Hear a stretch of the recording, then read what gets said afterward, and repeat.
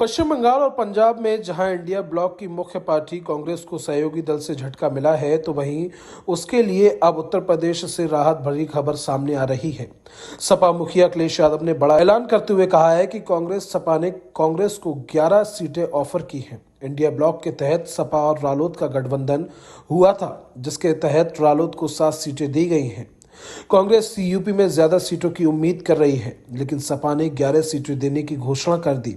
इससे ऐसा लगता है कि टूटते इंडिया अलायंस का फायदा लेने के लिए अखिलेश ने ऐसा किया है। कयास लगाए जा रहे हैं कि कांग्रेस पर दबाव की रणनीति का इस्तेमाल करते हुए अखिलेश यादव ने ये किया है। इससे पहले आरएलडी को 7 सीटें देने की घोषणा भी अखिलेश कर चुके हैं।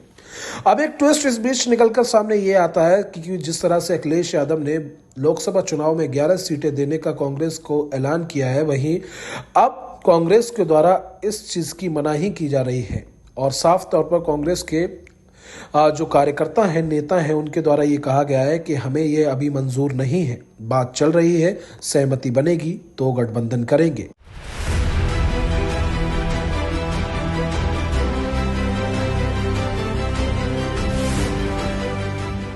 लोकसभा चुनाव 2024 के लिए उत्तर प्रदेश में इंडिया गठबंधन के बीच सीटों का बंटवारा हो गया है। यूपी में कांग्रेस और समाजवादी पार्टी के बीच गठबंधन की डील पक्की हो चुकी है। राज्य की कुल 80 लोकसभा सीटों में से पहले सपा और रालोद के बीच गठबंधन हुआ। हालांकि प्रदेश कांग्रेस नेतृत्व ने अखिलेश यादव के 11 सीटें देने के प्रस्ताव पर नाराजगी जताई है। प्रदेश के शीर्ष कांग्रेस नेतृत्व ने कहा कि अखिलेश यादव का एक तरफा यानी अपना फैसला है, जिससे वो सहमत नहीं है।